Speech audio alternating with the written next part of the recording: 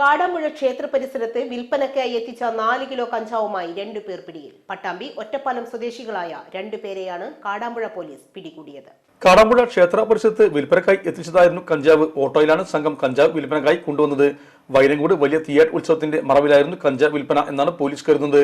പാലക്കാട് തൃത്താല ഞാങ്ങാട്ടിരി സ്വദേശി സഫ്രീൻ, പാലക്കാട് ആനമങ്ങാട് സ്വദേശി അബ്ദുൽ ഹാരിസ് എന്നിവരാണ് കാടാമ്പുഴ പോലീസിന്റെ പിടിയിലായത്. പിടിയിലായ സൻഫീർ 8ഓളം കേസിൽ പ്രതിയാണെന്നും പോലീസ് പറഞ്ഞു. ചെറിയ തോതിൽ കഞ്ചാവ് വിൽപ്പന പിടിക്കാറുണ്ടെങ്കിലും ഇത്രയും കൂടുതൽ ആദ്യമായെന്നും പരിശോധന കൂടുതൽ ശക്തമാക്കുമെന്നും പോലീസ് അറിയിച്ചു. അതിന്റെ ഇൻഫർമേഷൻ കളക്ട് ചെയ്യാനുള്ള എല്ലാ നടപടികളും കൈക്കൊണ്ടിട്ടുണ്ട്. ഇതുപോലെ തന്നെ ശക്തമായ നടപടികൾ കാടാമ്പുഴ പോലീസ് സ്റ്റേഷന്റെ ഉദ്യോഗസ്ഥരുടെ ഭാഗത്തുനിന്ന് ഉണ്ടാവും എന്ന് അറിയിക്കുകയാണ്. നമ്മുടെ സംതൃപ്തിയേക്കാൾ വിലപ്പെട്ടതാണ് നമുക്ക് വേണ്ടപ്പെട്ടവരുടെ സന്തോഷം.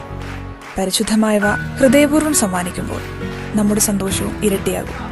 Dubai Golden Diamonds, Pride of Generations, India, Oman, Bahrain.